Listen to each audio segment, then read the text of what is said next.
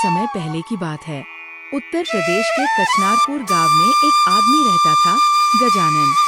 गांव के लोग उसे प्यार से भूलक्कड़ गज्जू बुलाते थे, क्योंकि उसे हर छोटी बड़ी बात भूल जाने की अजीब आदत।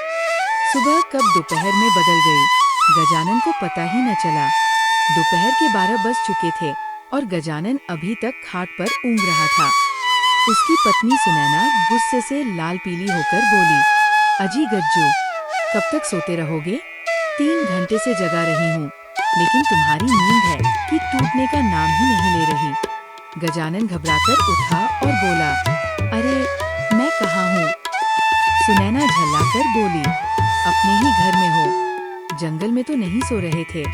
गजानन हड़बड़ाकर बोला, हाँ, याद आया, लेकिन तुमने मुझे इतनी सुबह क्यों जगा दिया?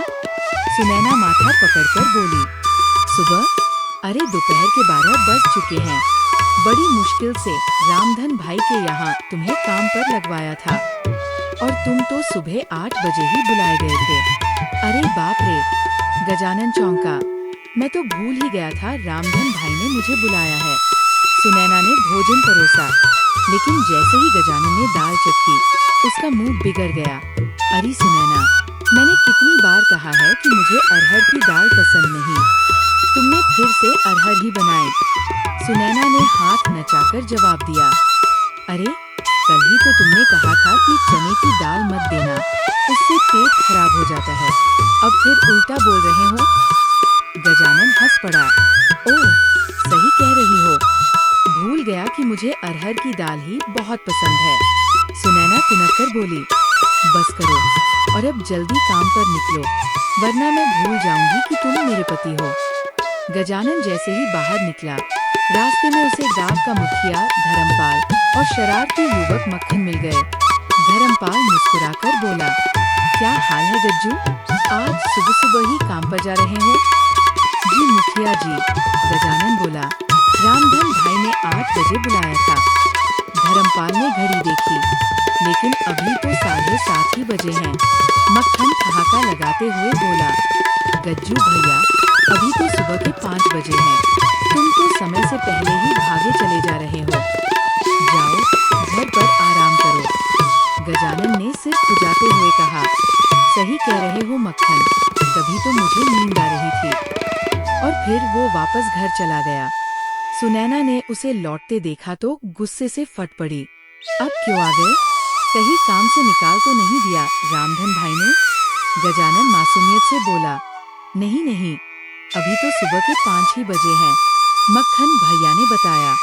सुनैना ने माथा पीट लिया, अरे गज्जू, वह मक्खन है जो हमेशा तुम्हें बेवकूफ बनाता है, ये तो दोपहर होने वाली है। आखिरकार गजानन किसी तरह काम पर पहुंचा। रामधन भाई ईंट भट्ठे पर अपने साथी शंकर संग आराम से बैठा था। रामधन ने आश्चर्य से पूछा, अरे गज्जू, तू अब आया? अभी तो छुट्टी है, मैंने कल ही सबको कहा था। गजानन भौंचक्का रह गया, क्या छुट्टी थी? और सुनैना ने मुझे सुबह सुबह जगा दिया। तभी अचानक एक काली कार आकर रुकी, उसमें से एक आदमी उतरा, नाम था राजवीर। राजवीर और रामधन भाई की बातचीत सुनकर गजानन दंग रह गया। दरअसल रामधन भाई गांव वालों की नजर में सीधा साधा था, लेकिन असलियत में वो राजवीर की गैंग के लिए काम करता था। राजवीर बोला, रामधन, तुम्हें गांव के मुखिया धर्मपाल और उसके पूरे परिवार को उड़ाना है, इसके बदले तुम्हें 25 करोड़ मिलेंगे। रामधन की आंखों में लालच चमका। तभी उनकी निगाह गजानन पर पड़ी। रामधन घबरा गया, अरे ये गज्जू यहाँ कब से खड़ा है? गजानन मासूमियत से बोला, आपने मुझे घर जाने को कहा था क्या? मैं भूल गया।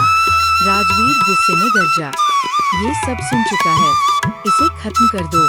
लेकिन रामधन ने चालाकी दिखाई, नहीं, ये भुलक्कड़ है, सब भूल जाएगा, और सबसे बढ़कर इसे मैंने एक काम दे देता हूँ। उसने बम वाला बैग गजानन के हाथ में पकड़ा दिया। गज्जू, ये बैग धर्मपाल मुखिया जी के घर पहुँचा देना, भूलना मत। गजानन घबराकर बोला, जी बिल्कुल, मैं नहीं भूलूंगा, लेकिन शायद मैं बल्ली के घर पहुँचा दूँ। नहीं, मुखिया जी के घर। गजानन बैग लेकर चला तो जरूर, लेकिन थोड़ी दूर जाकर ठिठक गया। अरे, मुझे याद ही नहीं कि ये बैग किसके घर देना है, मुखिया जी के या फिर पुलिस चौकी के। कुछ देर सोचने के बाद बोला, हाँ, याद आया।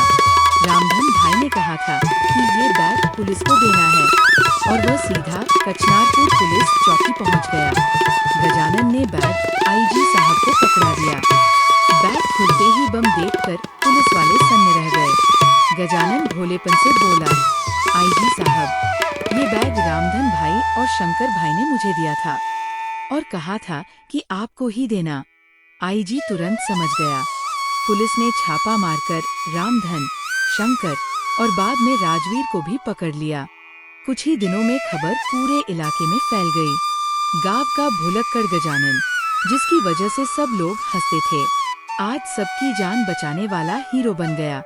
आईजी साहब ने गांव के सामने गजानन को सम्मानित किया और कहा, कभी कभी भगवान भी भोले भाले लोगों को बड़ा काम करने के लिए भेजते हैं। सुनैना गर्व से गजानन की ओर देखती रही और गांव वाले तालियां बजाते हुए बोले, वाह गज्जू, तेरी भूल ने सबकी जान बचा ली।